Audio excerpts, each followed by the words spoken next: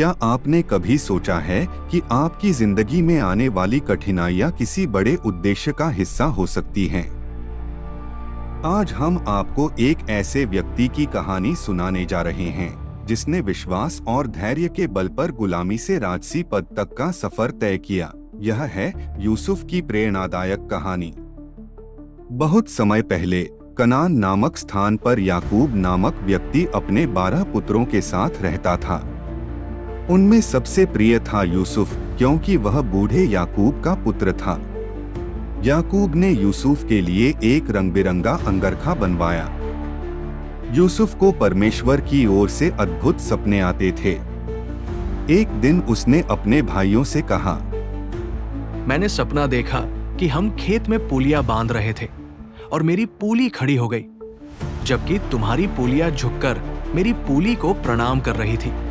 भाइयों को यह सुनकर गुस्सा आ गया। वे बोले, क्या तू सचमुच हमारा राजा बनेगा?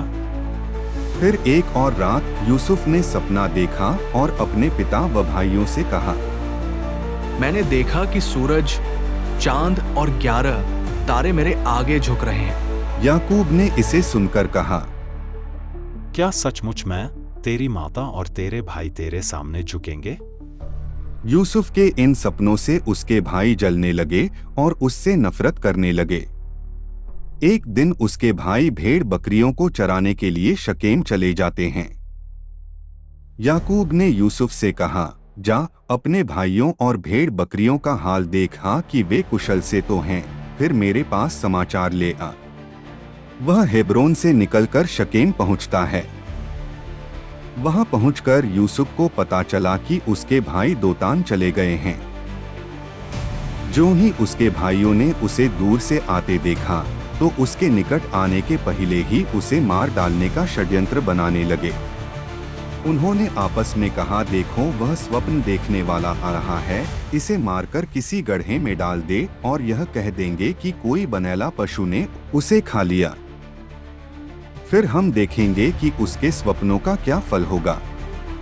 यह बात सुनकर बड़े भाई रुबेन ने यूसुफ को उनके हाथ से बचाने के विचार से कहा, हम इसको प्राण से न मारे, इसको जंगल के किसी गड्ढे में डाल दो। वह उसको उनके हाथ से छुड़ाकर पिता के पास पहुंचाना चाहता था। जब यूसुफ अपने भाइयों के पास पहुंचा, तब उन्होंने उसका रंग-बिरंगा अंगरखा, जिसे वह पहने हुए था, उतार लिया। रूबेन की अनुपस्थिति में अन्य भाइयों ने उसे इस्माइली व्यापारियों को 20 चांदी के सिक्कों में बेच दिया। व्यापारियों ने यूसुफ को मिस्र ले जाकर गुलाम बना दिया और तब उन्होंने यूसुफ का अंगरखा लिया और एक बकरे को मार के उसके लोहू में उसे डुबा दिया। और उन्होंने उस रंग बिरंगे अंगरखे को अपने पिता के पास भेजकर कहला दिया कि यह हमको मिला है, सो देखकर पहचान ले कि यह तेरे पुत्र का वस्त्र है कि नहीं। याकूब ने यूसुफ के वस्त्र को पहचान लिया और कहा, हाँ यह मेरे ही पुत्र का वस्त्र है, किसी दुष्ट पशु ने उसको खा लिया है। निसंदेह यूसुफ फाड़ डाला गया है। तब याकूब ने अपने वस्त्र फाड़े और कमर में टाट लपेटा और अपने पुत्र के लिए बहुत दिनों तक विलाप करता रहा। मिस्र में यूसुफ को एक अधिकारी पोतीफर ने अपने घर में नौकर बना लिया। परमेश्वर उसके साथ था और जल्दी ही वह पूरे घर का प्रबंधक बन गया। लेकिन पोतीफर की पत्नी ने उस पर झूठा आरोप लगाया और उसे जेल में डाल दिया गया। जेल में भी परमेश्वर उसके साथ था और उसने वहां के अन्य कैदियों के सपनों का अर्थ बताया। एक दिन मिस्र के राजा फिरौन ने एक अजीब सपना देखा। 7 मोटी गायें नील नदी से निकली और फिर 7 दुबली गायें आकर उन्हें खा गईं। किसी भी ज्योतिषी को इस सपने का अर्थ समझ नहीं आया।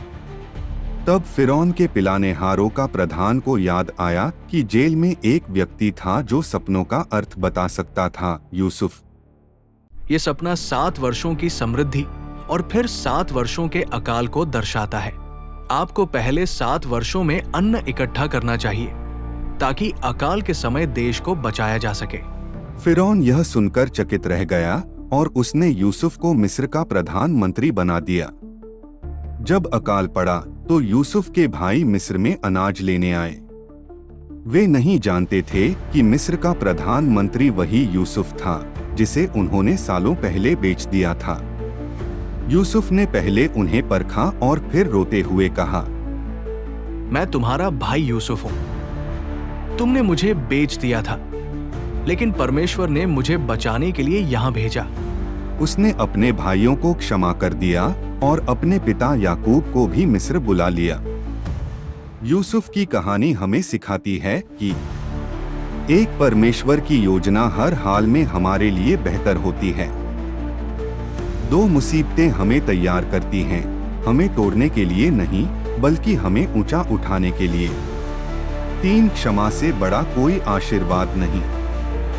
दोस्तों, अगर आपको यह कहानी अच्छी लगी तो इस वीडियो को लाइक करें, शेयर करें और चैनल को सब्सक्राइब करना न भूलें ताकि ऐसी और प्रेरणादायक कहानियां आपको मिलती रहें।